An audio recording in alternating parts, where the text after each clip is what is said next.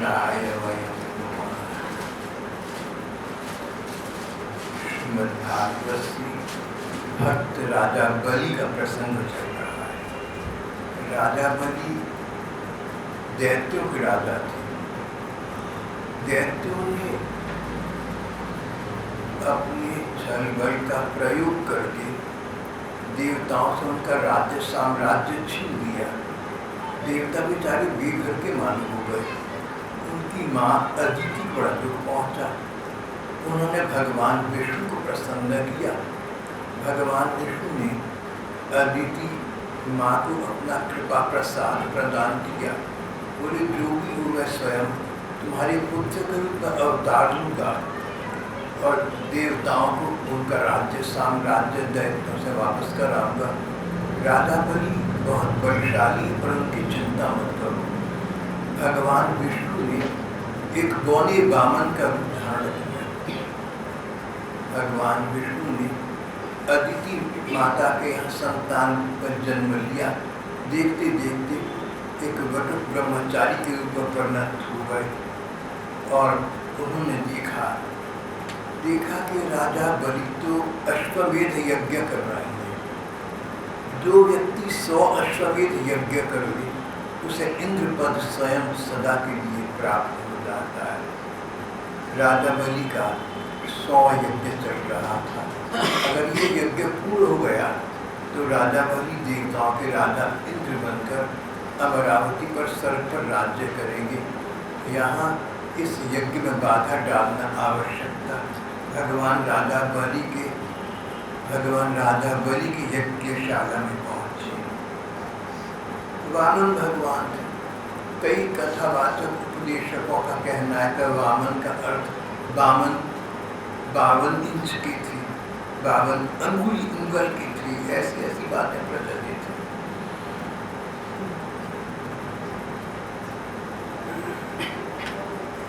नर्मदा नदी के उत्तरी तट पर राजा बलि यज्ञ का अनुष्ठान कर रहे थे। वामन भगवान वहाँ पहुँचे। सबको ऐसा लगा मानो सूर्य देव उदित हो गए। इतना परमोज्जल प्रकाश मंडल, इतना तेज, इतना व्यक्तित्व।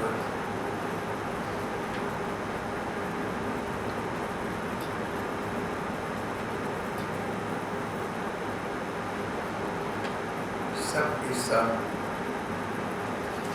वामन भगवान के व्यक्तित्व से प्रभावित उठ खड़े हुए। वामन भगवान का स्वागत सत्कार किया। राजा बलि ने देखा एक तेजस्वी ब्रह्मचारी उनके यज्ञ में पधारे हैं। राजा बलि को बड़ा आनंद हुआ। उन्होंने वामन भगवान को एक उत्तम आसन प्रदान किया, उनका अभिनंदन किया, उनकी पूजा की।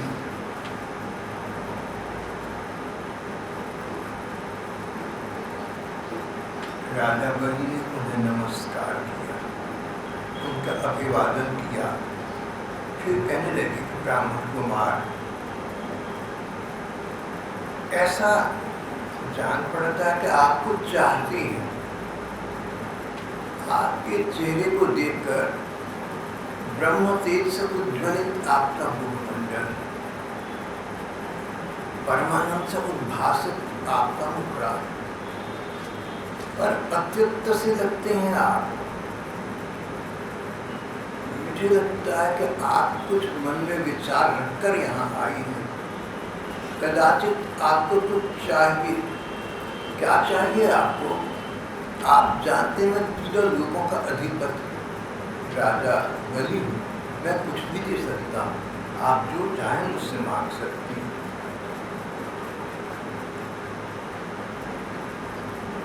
तो किसी का चेहरा देखकर उसके मन का भाव अभिव्यक्त हो जाता है। एक ओर तो इस बात से ये पता चलता है, पर दूसरी बात चेहरे से जो भाव प्रकट होता है वो वास्तविक है नहीं है, कौन कह सकता है। वामन भगवान याचना करने के लिए आए, कुछ मांगने के लिए आए, सो तो है। पर ऐसा मांगना जिससे दूसरे का सर्वस्व समर्पित हो जाए, ऐसा तो चीनी से नहीं पता लगता था। राजा बलि ने कहा, ब्राह्मण कुमार, जान पड़ता है आप कुछ चाहते हैं, परम पूज्य ब्रह्मचारी जी, आपको क्या चाहिए? आप संकोच न करें, अधिकार समझकर मुझसे मांगे। गाय चाहिए तो गाय ली। ब्रह्मचारी लोग गाय रखते थे, उस श्रद्धा निर्वाह करते थे। आपको गाय चाहिए तो आप गाय मांग लें, स्वर्ण चाहिए स्वर्ण मांग लें। सामग्री से सुसज्जित घर, अन्न, पीने की वस्तु, विवाह के लिए ब्राह्मण की कन्या। ब्रह्मचारी जी, अगर आप घर बसाना चाहती हैं और आपको कन्या सुंदर सर्वगुण संपन्न चाहिए, घर की सामग्री चाहिए, तो सब कुछ मैं आपको अर्पण करने को तत्पर हूं। संपत्तियों से भरे हुए गांव, घोड़े, हाथी, रथ, आप सब जो चाहें मुझसे मांगने, मेरे पास कोई कमी नहीं है। आप संकोच न करें किसी प्रकार का, न तो ये सोचें कि मैं दे सकूंगा या नहीं, न ये सोचें कि मैं देना चाहता हूँ कि नहीं। आप जो मांगेंगे सब कुछ देने की सामर्थ्य शक्ति मेरे पास है, इच्छा भी मेरे पास है, आप मांगिए। कई विद्वानों का कहना है कि व्यक्ति जिसके पास ऐश्वर्य हो, वैभव हो, कोई ना कोई पल ऐसा आ जाता है जब अपने ऐश्वर्य और अपने वैभव के मद में, उसके अभिमान में अभिभूत होकर वो भूल जाता है कि जो कुछ सब कुछ है, पर है दिया हुआ जिसका उसका है। भिखारी सारी दुनिया दाता, एक रात बड़े से बड़ा बादशाह हो, राजा रईस हो, जिसके पास सब कुछ हो, दिया हुआ उसी का है। जो कुछ है भगवान का दिया गया है। भगवान की इच्छा न हो तो तुम्हारा जो कुछ है वो कुछ अर्थ नहीं निकलता है। कब क्या हाथ से निकल जाए कौन कह सकता है।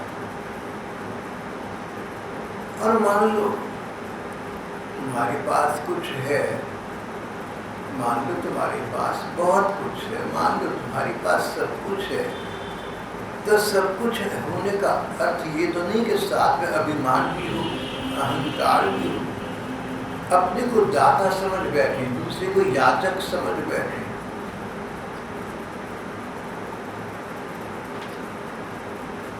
ऐश्वर्य के साथ व्यक्ति मात्र में कभी न कभी कहीं ना कहीं अभिमान के कण आ जाते हैं और व्यक्ति का वो सर्वनाश कर देते हैं। राजा बड़ी महान थी और ऐश्वर्य संपन्न थी, देवराज इंद्र से अधिक साम्राज्य अब उनके पास था।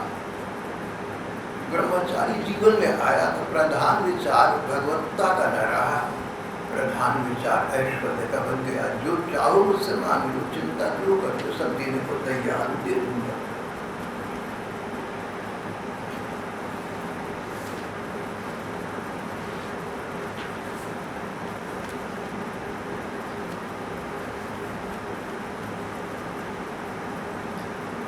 शंकर बनी, गौनी बामन बनी, भगवान ने राजा बलि के इन शब्दों का अभिनंदन किया। आपने अच्छी बात कही, आपके पास सब कुछ है और सब कुछ आप दे देने को तत्पर हैं, बहुत बड़ी बात है, बहुत अच्छी बात है।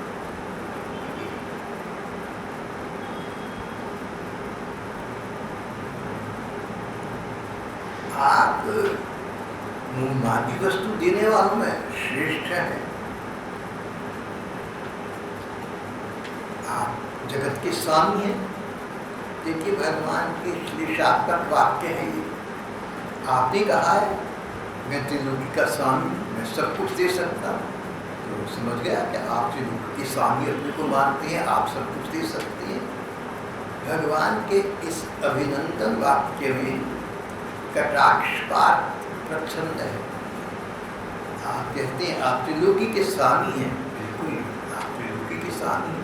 भाग्य को त्रिलोकी का स्वामी है तो क्या हुआ, त्रिलोकी है कितनी। गांव में रहने वाले व्यक्ति के लिए जो वहीं पैदा हुआ वहीं मरेगा, गांव बहुत बड़ा हो सकता है। तो जो विश्व यात्रा कई बार कर चुका हो, इसको ये उस गांव का क्या महत्व हो सकता है। भैया है हमारी अमेरिका में, कह रहे थे 3 बार में, नहीं दोबारा कहूँगा, कहते थे 7 बार में विश्व यात्रा कर चुका। इस पृथ्वी की परिक्रमा 7 बार कर चुकी। और उनके सामने कोई अंबाली के छोटी मोटी गांव का व्यक्ति कहेगा नहीं मैं तो पूरे गांव का चौधरी हूँ, मेरी तो चलती है यहाँ। आप देखो गांव का मालिक उस प्रकार से महाराज में राजा बना बैठा हूँ गाँव का। तो वो भैया यही कहेंगे कि आप राज, आप कहते हैं आप राजा हैं गांव की, गांव सारा आपका है, आप ठीक कहते हैं, बस का महत्व तो कुछ नहीं। कूप मंडूक वाली बात हो, कुएं का मेढक पूरे कुएं की परिक्रमा कर बैठा, बोला इतना बड़ा है तेरा समुद्र क्या, जितना मेरा कुआं का जल है। जब तक ऊंट पर्वत शिखर के नीचे से नहीं गुजरता समझता है बहुत मेरा ऊंचा कद। ये जो सापेक्ष बात है, सब कुछ अपेक्षाकृत है, छोटा बड़ा अच्छा बुरा झूठ सच सब अपेक्षाकृत है, सब कॉम्पैरेटिव है, सब रिलेटिव है।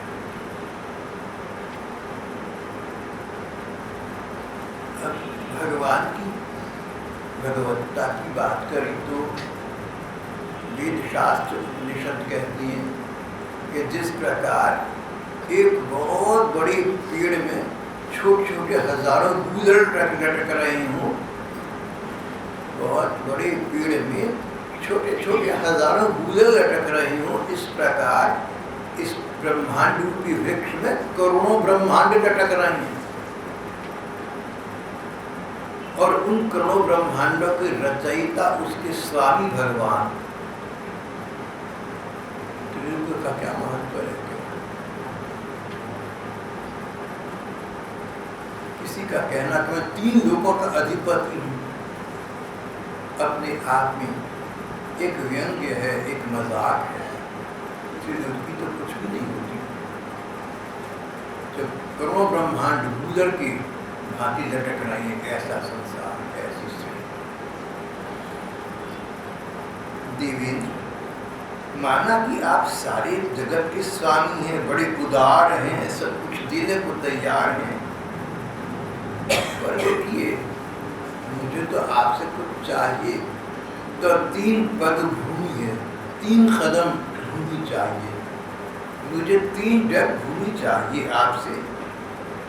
आप देने वालों में श्रेष्ठ हैं, मैं आपसे 3 पग भूमि मांगता हूँ बस।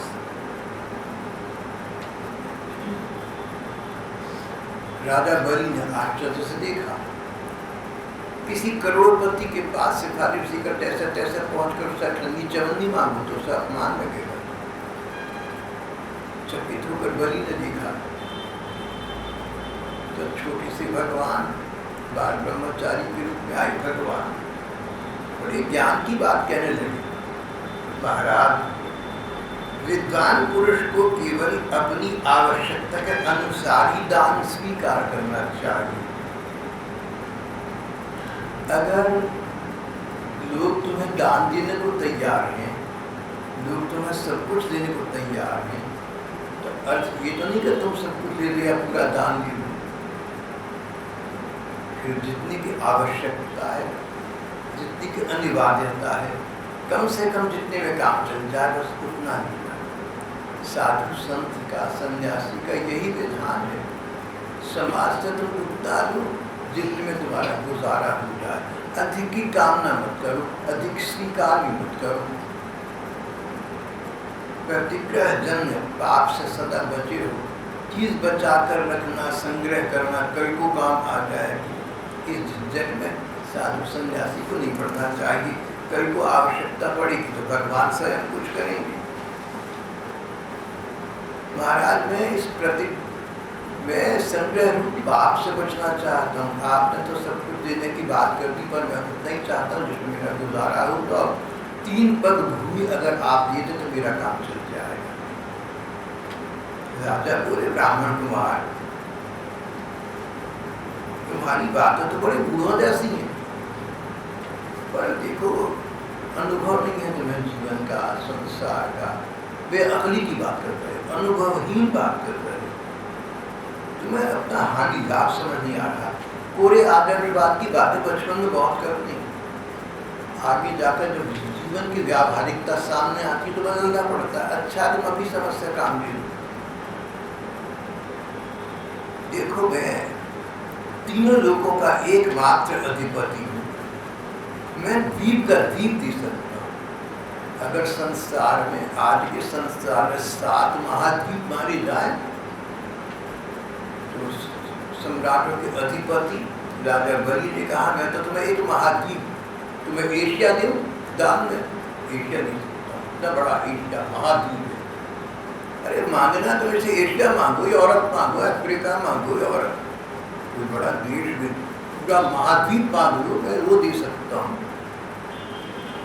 इस पृथ्वी पर 7 महाद्वीप है और इस पृथ्वी जैसे 3 लोगों का मैं अधिपति हूँ, मैं तो तुम्हें महाद्वीप दान में दे सकता हूँ। उससे को महाराज आप जम्बू द्वीप जीते, जिसे आजकल एशिया कहते हैं, महाराज आप एशिया दान में देना, तेरी टोकरी में एशिया डाल दूंगा। और तू कहता 3 कदम जमीन 3 पग पृथ्वी चाहिए। भैया आज सोच समझ कर करो। एक बार जो कुछ मांगने के लिए मेरे पास आ गया, उसे फिर कभी किसी दूसरे से मांगने की आवश्यकता ही नहीं पड़ती। मैं इतना दे सकता हूँ, दे देता हूँ। ये बात ऐसा दाता जिससे एक बार मांगा तो जीवन भर किसी दूसरे से मांगना ही पड़ा, इतना मिल जाए। हमारे 500 वर्ष पहले हुए रामायण के रचयिता प्रातस्मरण श्री गोस्वामी जी ने राम जी के विषय में कहा है, जय जाचक जाचक ताजरी जाए। भगवान राम ऐसे हैं जिनसे कुछ मांगो ना तो मांगने की आवश्यकता सदा सदा के लिए समाप्त हो जाएगा। भगवान के लिए तो ये बात कही गई और उचित कही गई, पर किसी व्यक्ति पर ये बात लागू करना। राजा बलि कहने लगे मैं तो ऐसा हूँ जिसने कुछ थोड़ा सा मांगा तो सदा के लिए दूसरे के आगे उसको हाथ पसारना नहीं पड़ेगा, इतना भी। मानो भागवत के कृष्ण कह रहे हैं मैं तो सुदामा तो माता नहीं, फिर भी इतना दे दिया कि ऐश्वर्य नगरी का बादशाह बन गया।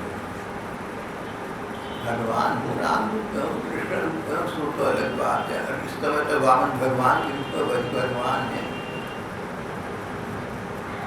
अब गहराई की बात करें, अध्यात्म की चर्चा करें तो वामन भगवान स्वयं भगवान, ये वही राम है जिनके लिए कहा गया कि जाचक जाचक ताजरी जाए। ये वही कृष्ण है जिन्होंने बिना मांगे सुदामा की नगरी को, सुदामा ने नगरी प्रदान कर दी, पूरी शहर बस गया, उसके मालिक बन गए।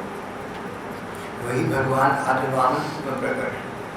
और कोई तुमसे कहे कि तुम मांग रही मेरे से, एशिया मांग रही, अफ्रीका मांग रही, गहराई से सुन के पर लगता है कि सचमुच ये मजाक है।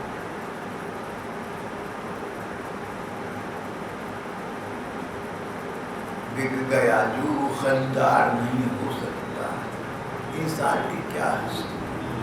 भगवान से ये कहे कि तू मांग रही तो तेरे दिल में आया, ये तू कर सकता। एक उर्दू शायर ने कहा कि भगवान को हम क्या दे सकते हैं। अगर भगवान को अपना जान दे दें, अपना जीवन दे दें तो भी कुछ न बना। जान दी हुई उसी की थी, हक तो ये है कि हक अदा न हुआ। अगर हम अपने प्राण भी भगवान को समर्पित कर दें तो क्या दिया, ये प्राण उन्हीं को दिए हुए हैं। अगर ये प्राण हम भगवान को समर्पित अपनी इच्छा से न करें तो एक ना एक दिन ये उनके दिए गए प्राण उनके पास वापस हो जाएंगे। ही भैया क्या दिया उनको, जान दी हुई उसी की थी, हक तो ये है कि हक अदा न हुआ। हकीकत तो ये है कि उनके प्रति अपना फर्ज हम अदा न कर सके। सत्य तो एक भगवान के प्रति कर्तव्य का हम पालन न कर सके। हमारे महात्मा कवियों ने इस प्रकार की भगवान के प्रति श्रद्धा संपन्न बातें कही है। मावचो भी समाराध्य लूका नाम एक ईश्वरम, लूका नाम एकम ईश्वरम। सारे तीनों लोगों का एकमात्र अधीश्वर मैं ही तो हूँ। भैया तुम्हें पता है कि तुम किससे बात कर रहे हो, किससे मांग रहे हो? सारी पृथ्वी के, पाताल के और सारी स्वर्ग के एकमात्र अधिपति राजा बलि की बात कर रहे हैं, जिसके पास 3 लोगों का आधिपत्य से तुम 3 पग भूमि मांग रहे हो। पदत्रयं ऋणीते यो अबुद्धिमान दीपदाशुभम। जो मुझे अपनी वाणी से प्रसन्न कर दे और मुझसे केवल 3 पद भूमि मांगे, उसे कोई बुद्धिमान कह सकता है क्या?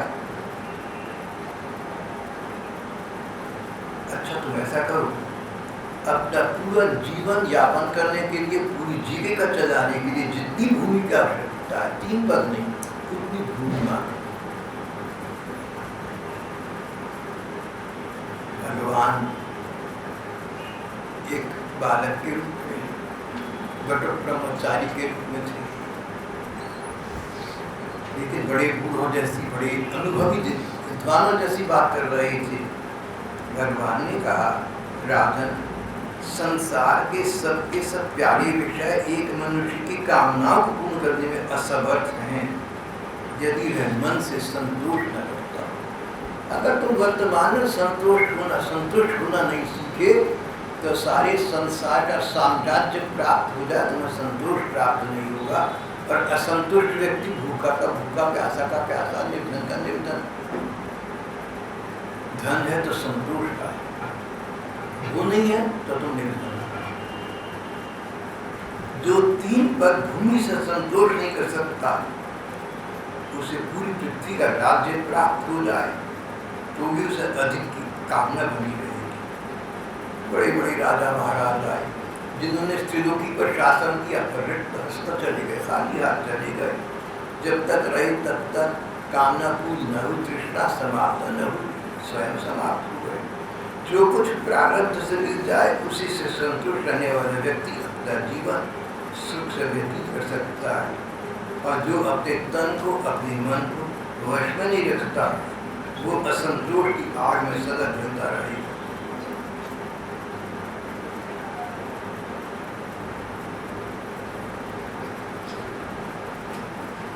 इसमें संदेह नहीं कि आप मुंह वाली वस्तु देने वालों में शिरोमणि हैं, पर मैं तो आपसे केवल 3 पग भूमि ही चाहता हूँ, उतने से मेरा काम बन जाएगा।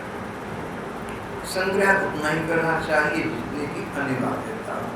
वित्तम यावत प्रयोजन, वित्तम यावत प्रयोजन, जितने की आवश्यकता हो उतना धन संपत्ति अपने पास रखना।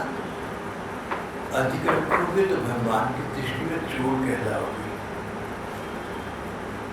अधिक रखने का अधिकार नहीं, अनिवार्यता रखने का अधिकार है, पर अनिवार्यता से अधिक मत रखना। संसार के प्राणियों को अपने परिवार का सदस्य समझकर जो आवश्यकताग्रस्त है उनको भी देना उनका अधिकार बनता है। वित्तम यावत प्रयोजनम। भगवान की ये वार्ता सुनकर, भगवान की वाणी सुनकर राजा बलि ठहाका मारकर हंसे। भाव था कि बहुत बच्चे हो, छोटे, प्रैक्टिकल एक्सपीरियंस नहीं है तुम्हारा, जीवन की व्यावहारिकता का तुम्हें बोध नहीं है, जीवन की कठोरता का तुम्हें अनुभव नहीं है। बचपन में पूरी आदर्शवाद की बातें कर रहे हो।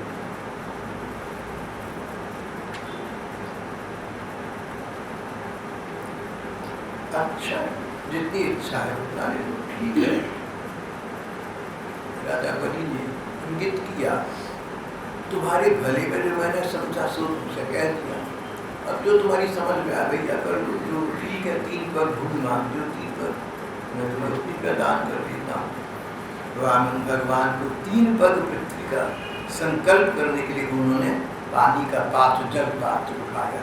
ये यज्ञ का अनुष्ठान सबका विधान है।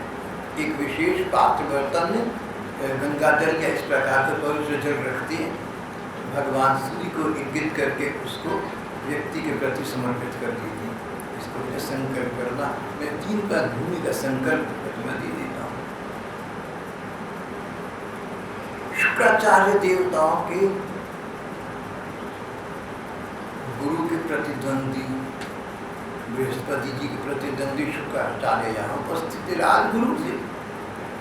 शुक्राचार्य ने राजा बलि के मृतक हो जाने पुनर्जीवन प्रदान किया था, संजीवनी शक्ति से पुनर्जीवित कर दिया था। वो तो कह सकते थे कि राजा बलि तो मेरा जलाया जी रहा है, तो मर गया था, मैंने इसको जीवन दान, इसका जीवन, इसका तन, इसका मन, इसका धन सब कुछ मेरा है। और ये बात राजा बलि अपने अंतरंगजनों से कहते थे, सार्वजनिक स्तर पर सभी से कहते थे। शुक्राचार्य जी महाराज से कहते थे, महाराज मेरा तन, मेरा मन, मेरा सर्वस्व मेरा आपके लिए आपका है। My purse, my person, my extremest dreams lie all unlocked at your pocket. जो बात साहित्य में एंटोनियो नाम के मित्र ने वैसी ने मित्र से कही थी, कोई कोई कह सकता है सच्ची बात। My purse, my person, मेरा धन, मेरा तन, my purse, my person, my extremities, और जो कुछ मेरे पास है सब कुछ, like all unlocked, सब खुले पड़े हैं, तो टू योर ओकेजन, तेरे काम आता है इसके। मेरा भंडार की ताले की चाबी तेरे पास, सब कुछ तेरा है, मेरा है।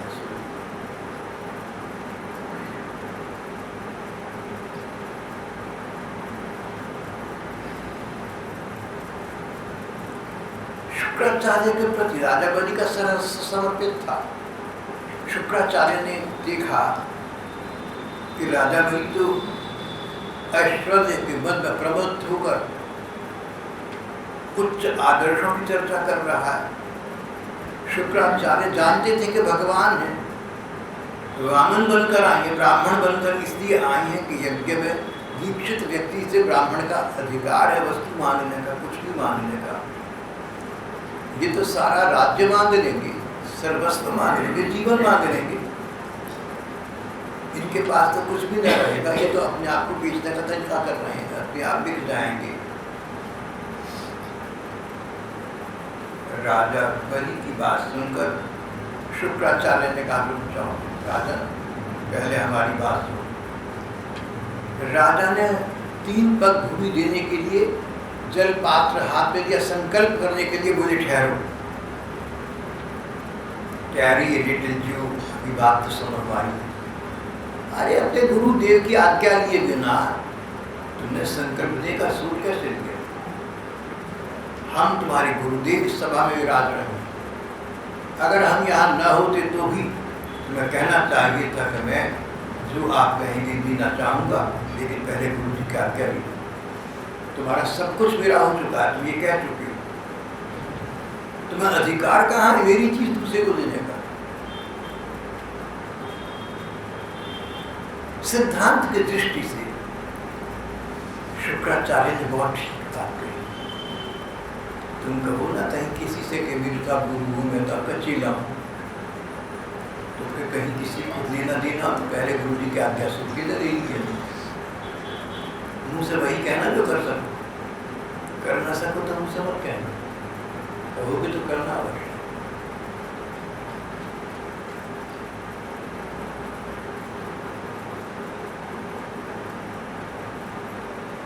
यस्य देवी परा भक्ति यथा देवी तथा गुरु, वेदवाणी है।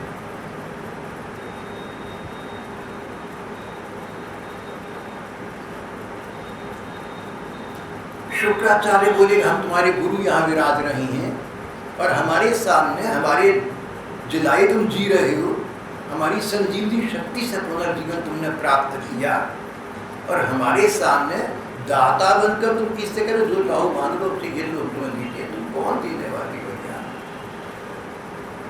और अगर ऐसा माना भी जाए कि इस समय तुम बादशाह हो, महाराजा धीराज हो, त्रिलोकी के अधिपति हो, तो भी अकल से काम लो राजन, ये भगवान है स्वयं साक्षात, ब्राह्मण बनकर आए हैं तुम्हारे पास, इसलिए कि ब्राह्मण को यज्ञ में दीक्षित व्यक्ति से मांगने का अधिकार होता है ये तुमसे 3 पद नाम से सब कुछ ले लेंगे। 3 पद कहकर तीनों लोग तुमसे मांग लेंगे।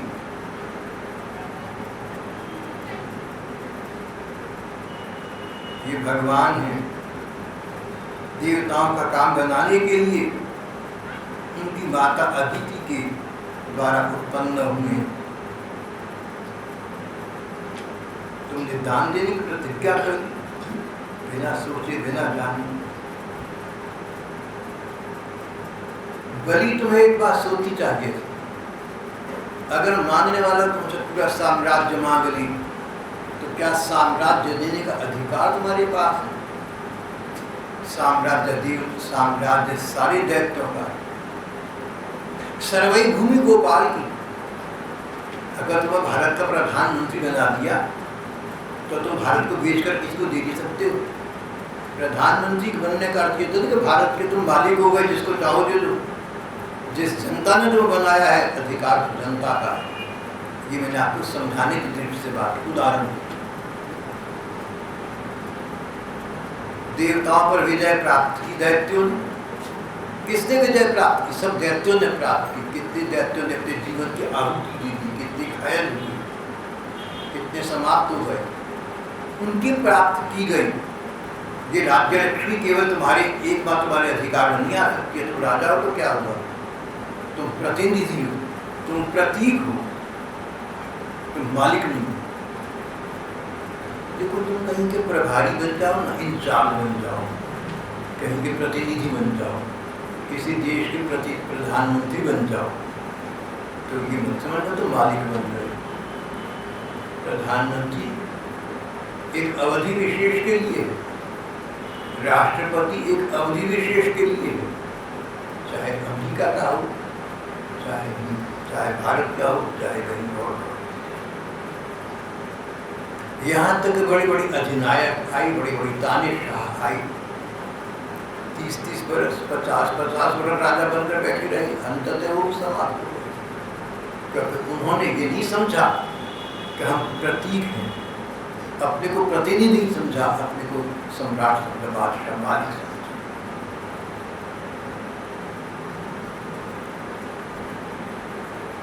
राजा दैत्यों ने मिलकर देवताओं पर विजय प्राप्त की। साम्राज्य पर अधिकार सब दैत्यों का है। सब मिलकर एक काम नहीं कर सकते, इसलिए उनके प्रतीक के रूप में, उनके प्रतिनिधि के रूप में तुम्हें राजा नियुक्त किया गया। तुम मालिक बन गए तो सदा ही बड़ा गलत। जिन्होंने तुम्हें सत्ता दी, मालिक तो वो है, तुम तो उनके प्रतीक हो, उनके तुम एक प्रकार के मुलाजिम हो, सेवक हो। और तुम कैसे बात कर रहे हो? तुम मालिक हो, जिसको चाहो देश दे दो, जिसको चाहो जमीन दे दो, जिसको जो चाहो सो करो। तुम्हारी चाहत से तो बढ़ता ही कुछ नहीं। जब तक जन संसद का स्वर न हो तब तक तुम कौन देने वाली? तो दोनों बातें विवेक विचार का विषय है। एक तो ये कि कोई सरकार जो जनता द्वारा चुनी गई है, अपने को देश का मालिक न समझ ले। जिन्होंने चुना है मालिक हो। और दूसरी बात और आपसे कहूँगा, कोई व्यक्ति या व्यक्ति वर्ग ये न समझे कि जो सरकार द्वारा, जनता के द्वारा चुनी गई है, हम उससे बड़े हो सकते हैं।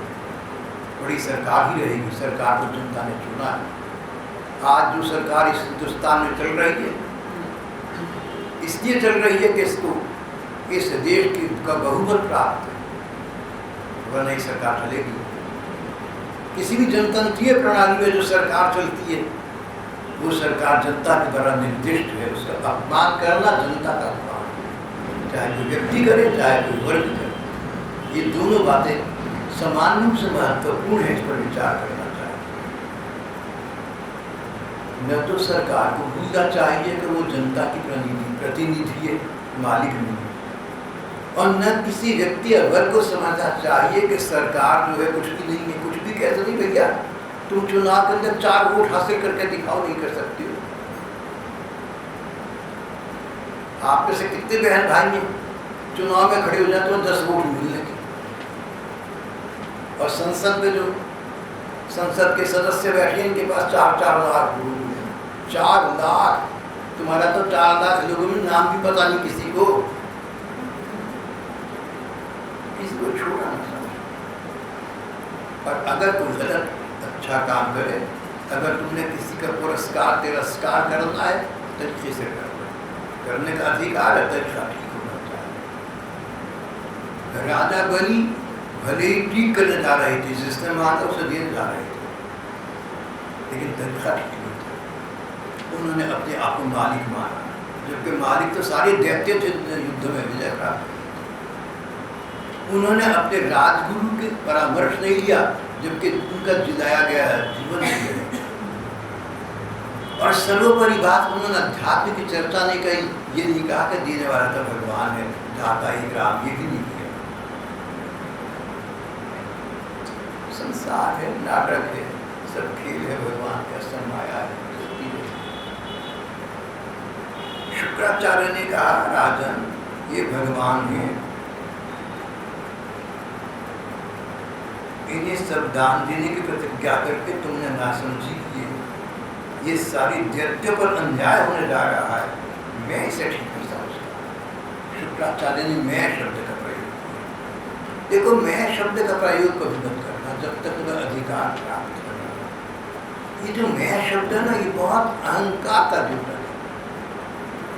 एक रपट के अनुसार सारे संसार में जहाँ दूर संचार कार्य कर रही हैं, दूरभाष कार्य कर रहे हैं, टेलीफोन्स काम कर रही हैं, वहाँ पर सबसे अधिक बोला जाने वाला शब्द हेलो नहीं है, मैं।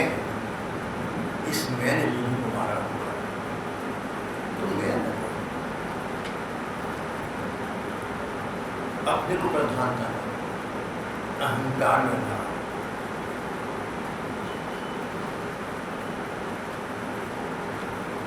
त्रिलोकी के अधिपति राजा बलि कहे कि मैं जिसको चाहूं ढूंढने दूं, मैं नहीं, दैत्य वर्ग जिन्होंने अपना जीवन उत्सर्ग करके देवताओं पर विजय प्राप्त की और तीनों लोगों पर अधिकार प्राप्त किया, सब दैत्यों ने किया है, अकेले राजा बलि ने नहीं किया। राजा बलि तो स्वयं मर गए। मैं शब्द का प्रयोग कभी न करना, जहां तक हो सके न करें। श्री कृष्णाय वयं नुमः, हमारी ग्रंथ है, हम श्री कृष्ण को नमस्कार करते हैं, हम करती कथावाचक भागवत की कथा करने वाली महात्मा भागवत के प्रारंभ में कहते हैं श्री कृष्णाय वयं नुमः। कथा अकेले कर रही हैं, अकेले बोलेंगे, गला लगाएंगे, लेकिन मैं नहीं कहती। मैं श्री कृष्ण को नमस्कार करके कथा आरंभ करता हूँ, ऐसा नहीं कहते। कहते हैं श्री कृष्ण को नमस्कार करके हम ये कथा आरंभ करते हैं। हम सारे श्रोता भी शामिल हैं, श्रोता ना होते तो वक्ता किसको संबोधित करता? अरे किसी जमाने दरी उठाने वाला मिल जाया करता था श्रोता, अब तो वो भी नहीं मिलता। अब तो दरी उठाने वाला भी बाहर की चाय की दुकान बैठ के चाय पीता है, नहीं दरी टाइम पर आ जाऊँगा।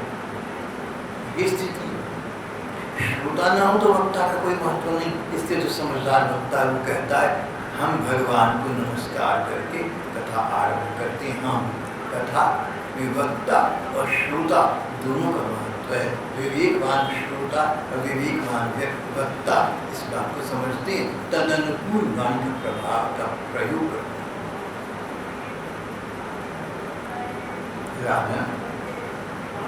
दैत्य को बड़ा अन्याय होने वाला है, मैं इसे ठीक नहीं समझता। यहाँ पर शुक्राचार्य का मैं कहना ठीक है, क्योंकि राजगुरु जीवन उन्होंने दिया है राजा कवि।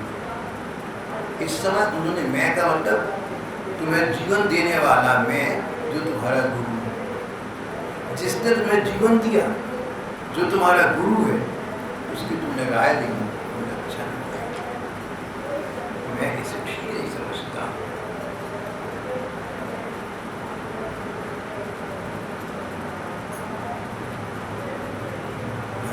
अपनी माया से ब्रह्मचारी का रूप बनकर बैठे हुए हैं।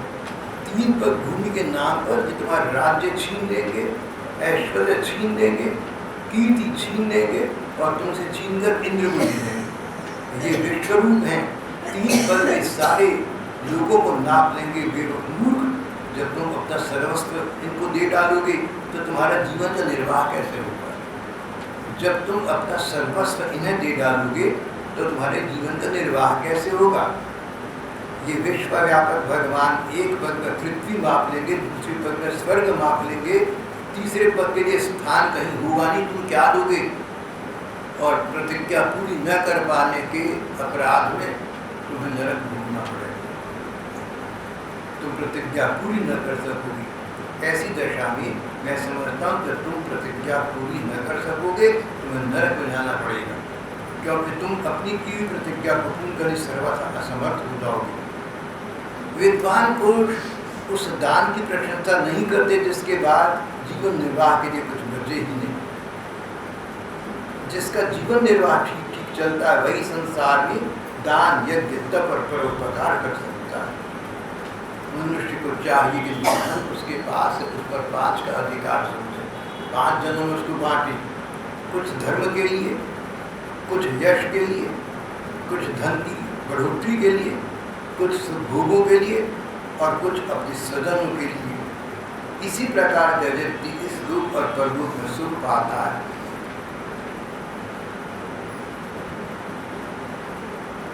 ऋग्वेद की एक ऋचा है। शुक्राचार्य ने राजा बलि से कहा कि राजन, मैं तुम्हें अपनी ही बातें बताता, मैं तुम्हें वेदवाणी का उद्धृत करके बात बताता हूँ, जिसमें कहा गया है किसी को कुछ देने की बात स्वीकार करना सत्य है और नकार जाना असत्य है। ये शरीर एक वृक्ष है, यदि वृक्ष ही न रहा तो फल फूल कैसे उगेंगे? अपनी वस्तु दूसरों को न देना, दूसरे शब्दों में अपना संग्रह बचाए रखना है। जैसे जड़ न रहने पर वृक्ष सूखकर थोड़ी दूर में गिर जाता है, उसी प्रकार यदि धन देने से अस्वीकार न किया जाए तो जीवन सूख जाता है, इसमें संदेह नहीं। जो व्यक्ति कहता है मैं अपना सर्वस्व दे दूंगा, वह धन से खाली हो जाता है। जो याचक को सब कुछ देना स्वीकार कर लेता है, वह अपने लिए कोई सामग्री बचाकर नहीं रख पाता, स्वयं समाप्त हो जाता है। इसलिए ऐसा नहीं करना चाहिए।